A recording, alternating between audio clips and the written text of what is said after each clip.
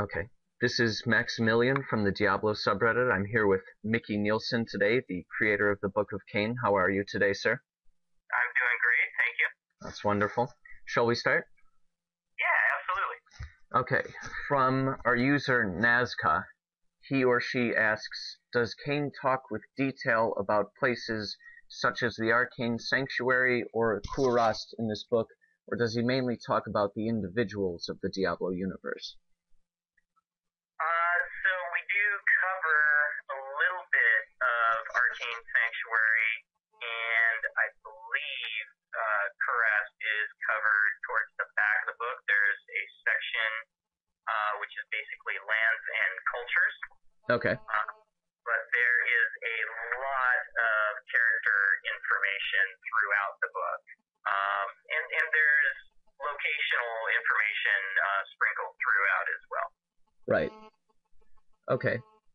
Our user Lone Sword asks, how much fact-checking did you have to do? Was making sure you didn't contradict any lore a major point while writing the book, or were you more free with it? So there was a ton of fact-checking going on throughout the entire process. We have a lore team. Okay. So we have a few individuals, and it is their sole job to make sure that we are aware of what's going on with the lore as far as any possible inconsistencies, contradictions, etc. So I wouldn't say that we went out of our way to avoid contradictions. Right. But we wanted to make sure that we were aware of the contradictions that did exist and use the Book of Cain as an opportunity to clarify. Wonderful. People will be very happy to hear that. Yes, it was good for us too. User Pirate Monkey asks, will the book provide any insight into the fates of the characters of classes in the previous games, such as the Druid or the Assassin? It doesn't necessarily provide insight to their fates. For previous classes, it's really more about understanding their history and their origin. Okay. Wonderful. Chaos Teal asks, how much freedom in creating the book did you have? Did Metzen and the crew control it like madmen, or were you given some artistic freedom? So I just want to clarify, I'm one of the creators of the book. Right. The idea, the concept for the book came from Metzen. Okay. And early on, it was really just an idea, and it was kind of a rough idea of Metzen coming to us, coming to the publishing team and saying, you know, I have an idea for a book, and it's kind of like a source book, and it's kind of like an art book, but it's, you know, it's a mixture of the two. We knew that we wanted to have, you know, some of the most amazing artists in the industry, and we knew that we wanted to have the history of the Diablo IP fully explored in the book. So that was the vision early on, and then we did have a good amount of flexibility as far as pursuing that vision. And, you know, we brought Flint Dilley on board and everything else, and he, you know, he kind of nailed the voice of Deckard Cain. So it was really a collaborative effort with me, Flint Dilley, Chris Metzen, one of the other writers, Matt Burns, the lore team, Team 3. A whole lot of collaboration was involved in the book. Okay. Well, reading through it, it looks really nice, I have to say. Very well put together. Very cool. Majestic Cricket asks, at BlizzCon there was a lot of talk about the lore panel about assigning an identity to the Dark Wanderer. Will the Book of Cain help clarify as to why that specific identity was chosen?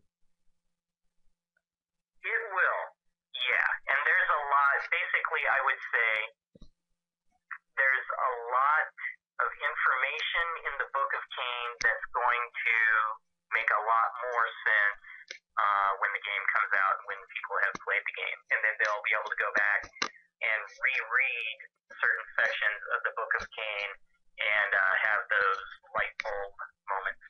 Okay, so you would recommend buying the Book of Cain and reading through it before going into Diablo 3 to fully understand everything. And then going back and reading it again after, yeah. Right, okay, well, cool. Our user Thunderclaw asks, how much will we learn about the Horadrim and Cain's upbringing within the Order? I'm assuming that it was mostly dead by then, but some people, parentheses, such as his father and Jared Cain, must have still lived. So there is a good amount of information about the Horadrim, specifically pre-Deckard Cain. Okay. So there's a good amount of info there. The Hunt for the Three, all that stuff. I would like to mention another upcoming book related to the point that you just brought up as far as Deckard Cain's history and how it relates to the Horadrim. That is a book called The Order. It's a novel that we're working on right now. Okay. That will be coming out. Do we have a release date for that yet? I don't think we have a release date for it yet. But that'll be exploring the whole Horadrim Deckard Cain connection in a lot more detail. Ah, wonderful. Okay. Our user needs more hack and slash asks if there are any other NPCs that you would like to create a follow-up to this book with, like the Book of the Dark Wanderer.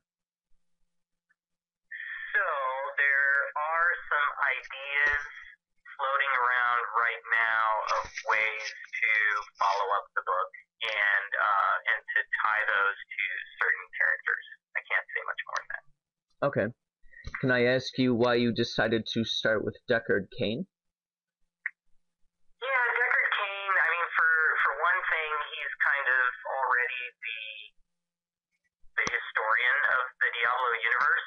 Okay. He's the guy who's going around collecting all the musty old tomes and putting all the information together and really kind of figuring things out. Right. So he made a lot of sense from that standpoint, as well as just being a very recognizable character. When you think of Diablo, you think of Deckard Cain, Tyrael, and Diablo probably are the top three that would come to mind. Yeah. So he made the most sense as being somebody who would actually write a book like this, and also it was a great opportunity to tie it in with his journal in the game and what you see in the cinematics and things like that. To be able to present this book as an in-game artifact, we thought was a really cool hook. Yeah. Oh, I have to agree. It's very, very interesting. Thank you. What was the hardest part of writing the Book of Cain by Calardicus?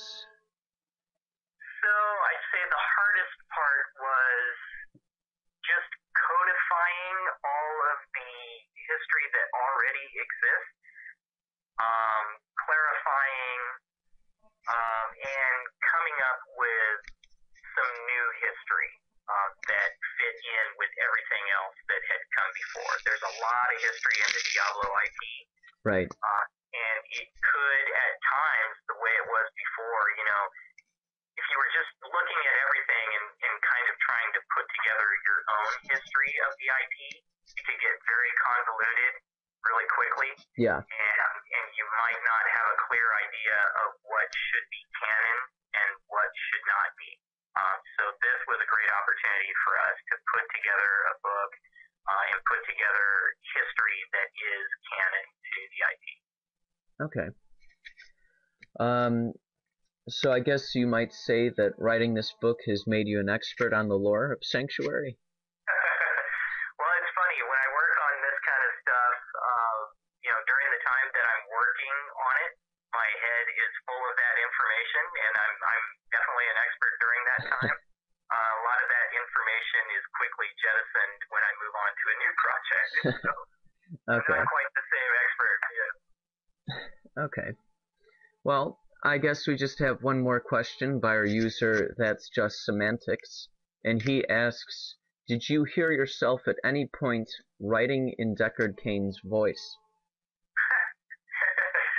Yeah, that's a device that a lot of writers will use, and I think it's very helpful to any writer. I'm sure Flint, who wrote a ton of material for the book as well, I'm sure he did the same thing, where you hear Deckard Cain's voice in your head as you're writing the text, and it really just helps to bring that character alive. Yeah, I have to agree. Okay, well, we are out of questions. I would like to thank you very much for your time, and I hope you have a good day. Absolutely, you too. It's been a lot of fun. Thank you. Thank you. Thanks so much for chatting with us. Thank you.